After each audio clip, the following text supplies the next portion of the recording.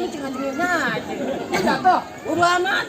Malu aja lu bayarannya gede lu. Bayaran gede. Bayaran gede. Hei, pulang. Lah, gede.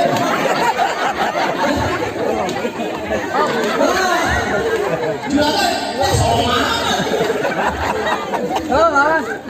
Ya, lu lewat. Gua atau Bang, kayak mau ketek sebanyak duitnya enggak kagak. Iya, baca bener. Ya, Bang Panji juragannya bawa centeng bute. Bute matanya, hati mah kagak. Oh, Ben. Waduh, ini cepat. Baru aja lu. Cepat. Lumayan ego. Filter dapat setengah. Tadi botnya enggak dapat apa-apa. Enggak tahu gitu gua buta aja lu.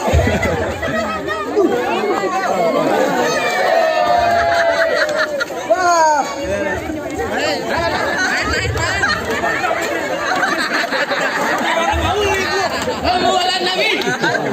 Gue muter lagi aja dah.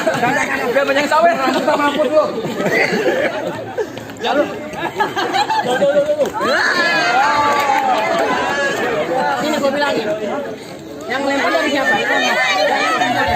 No, duitnya banyak no.